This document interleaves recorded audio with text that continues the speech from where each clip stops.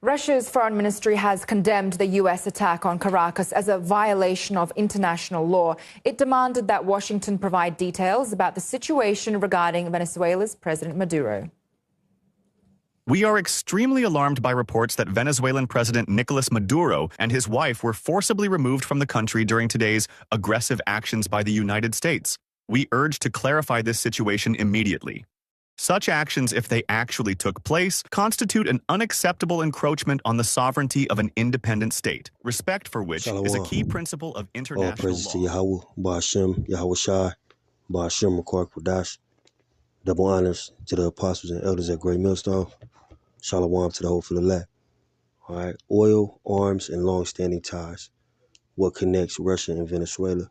As we know, Nero 47 has just captured or kidnapped Maduro, Nicolas Maduro, and his wife, and basically took this man out of power today, I believe it was, or either today or last night. We just got this news, and the first thing that popped in my head was the ties that Nicolas Maduro had with Vladimir Putin and Xi Jinping over there in China, all right, and how Russia and China will ultimately respond to the overthrow of Nicolas Maduro.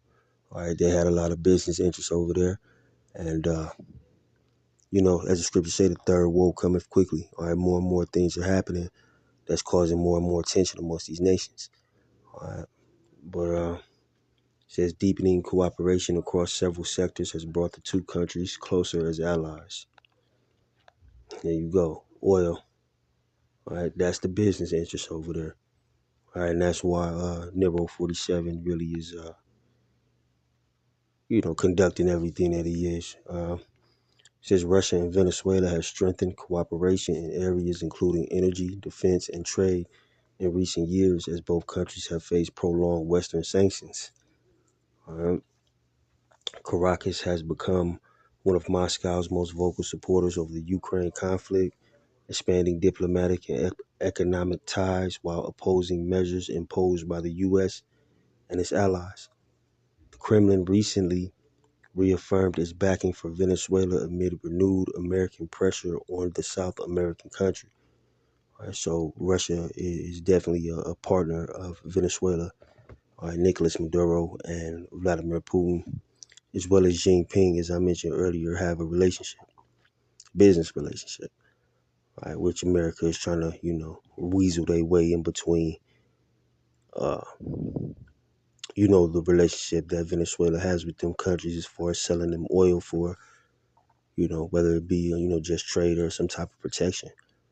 Right. And there's a very big possibility, as Russia already condemned the capture or the kidnapping of Maduro. All right. It's a very big possibility that they will jump in and help, man. All right. It says extensive energy cooperation, as major oil exporters, Russia and Venezuela coordinate closely on global energy issues, including within OPEC. Energy cooperation has expanded in recent years through joint ventures and long-term agreements. Last year, Caracas approved a 15-year extension of oil projects between state firm PDVSA and Russia's Rosvaru. I'm not even going to try to pronounce that. Keeping operations at the Bokhorin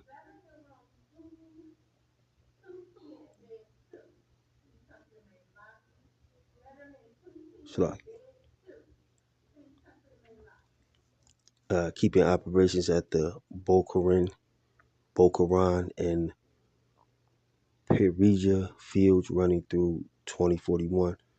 A strategic partnership treaty signed in May 2025 further commits the two sides to cooperation in oil and gas exploration, boosting output at existing fields and expanding crude trading.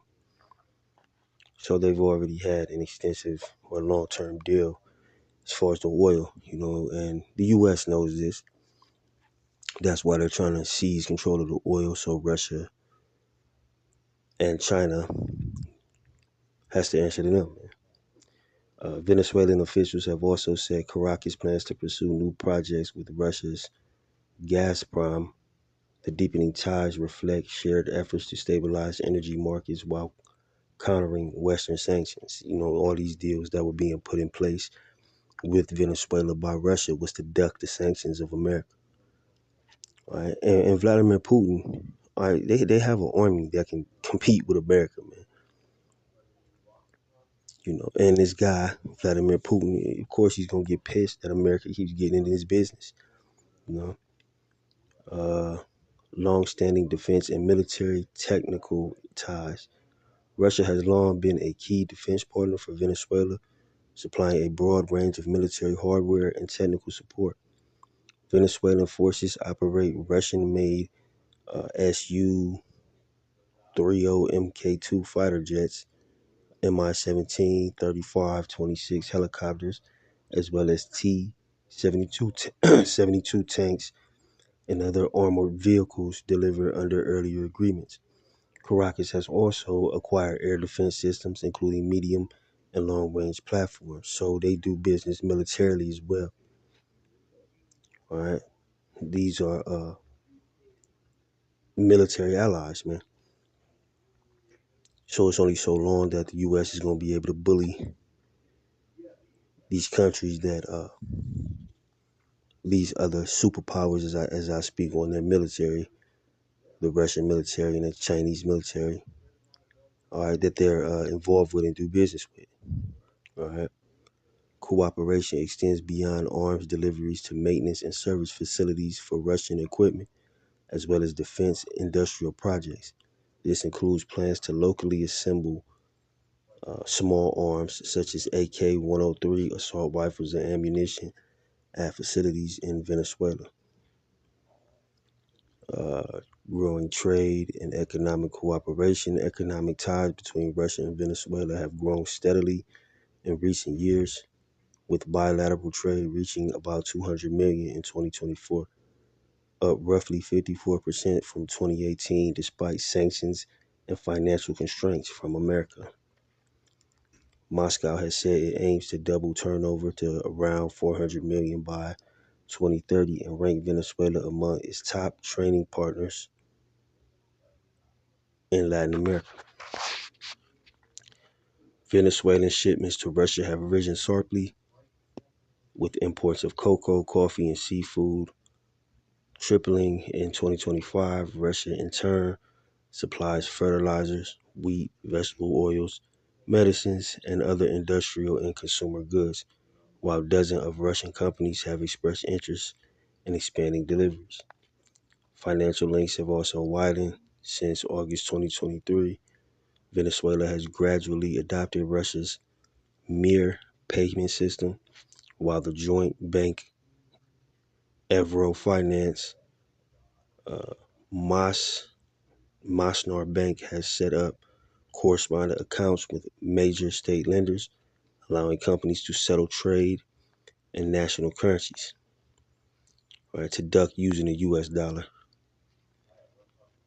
Uh, Cultural and humanitarian links. Cooperation also spans education, culture, and preliminary exchanges, supported by visa-free travel and academic programs. Cultural ties include joint festivals, film weekends, and ballet and classical music tours, while a growing number of Venezuelan students are studying at Russian universities on state-funded scholarships. So, these two nations have a relationship, man.